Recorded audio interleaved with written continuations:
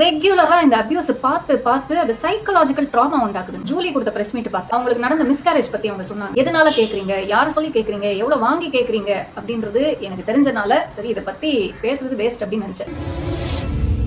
ரீசெண்டா ஒரு விஷயம் நம்ம தமிழ்நாட்டுல போய்கிட்டு இருக்குது. அது என்ன அப்படின்னா ஆன்லைன் அபியூஸ். குறிப்பா பெண்கள் யார் யாரெல்லாம் அரசியல் பேசிட்டு இருக்காங்களோ அவங்க எல்லாரையுமே ஆன்லைன்ல அபியூஸ் பண்ணிட்டு இருக்காங்க நெட்டிசன்கள். இதுல குறிப்பிட்டு இந்த கட்சியினர் அப்படின்லாம் சொல்ல முடியாது. அது ஆளுங்கட்சியா இருந்தாலும் சரி, இதுக்கு முந்தைய கட்சியான திமுகவா இருந்தாலும் சரி, இதுக்கெல்லாம் கண்டிப்பா சிஎம் அவர்களோ இல்ல தமிழ்நாட்டு காவல்துறையினரோ இதுக்கு ஒரு தீர்வு கொண்டு வரணும் அப்படின்ட்டு சனம் ஷெட்டி அவர்கள் பேசியிருக்காங்க. முக்தார் அண்ட் திருச்சி சிவா இவங்க ரெண்டு பேரும் தொடர்ந்து பெண்களை பத்தி எஸ்பெஷலி லேடி பொலிட்டிஷியன்ஸ்களை பத்தி ரொம்ப பர்சனலா அட்டாக் பண்ணி ரொம்ப அவதூறமா பேசிருக்காங்க அப்படின்னு சொல்லி அவங்க கம்ப்ளைண்ட் கொடுத்து உடனடியா சென்னை போலீஸ் வந்து ஆக்ஷன் எடுத்து ஒருத்தர் அரெஸ்ட் கூட பண்ணிருக்காங்க. அப்படி ரீசெண்டா ஜூலி கூட ஒரு பிரஸ் மீட் கொடுத்து என்ன ஆன்லைன்ல எல்லாரும் அபியூஸ் பண்ணிட்டு இருக்காங்க அப்படின்னு சொல்லியிருந்தாங்க. நான் கண்டிப்பா இதுக்கு ஜூலிக்கு தான் சப்போர்ட் பண்ணிருப்பேன். ஆனா அவங்க குறிப்பிட்டு ஒரு கட்சியை மட்டும் தாக்கி பேசியிருக்காங்க. இதெல்லாம் யார் சப்போர்ட்ல பேசுறாங்க அப்படின்ட்டு எனக்கு நல்லாவே தெரியும். அதனாலதான் நான் அவங்களுக்கு சப்போர்ட் பண்ணல. ஆனா அவங்களுக்கு மிஸ்கேரேஜ் ஆனதுக்கு விஜய் சார் தான் காரணம் அப்படின்னு சொன்னாங்கல்ல, அது ரொம்பவே தப்பு. அதுக்கு காரணம் ஆன்லைன் அபியூஸ். அந்த ஒரு வேதனையில தான் அவங்களுக்கு இதெல்லாம் நடந்திருக்குது. இது உண்மையிலேயே வருத்தப்பட வேண்டிய விஷயம் தான். ரீசென்ட்லி ஜூலி கொடுத்த பிரஸ் மீட் பார்த்து ஜூலி பேசுற நிறைய விஷயங்கள்ல எனக்கு கருத்து வேறுபாடு இருக்குது. ஆனா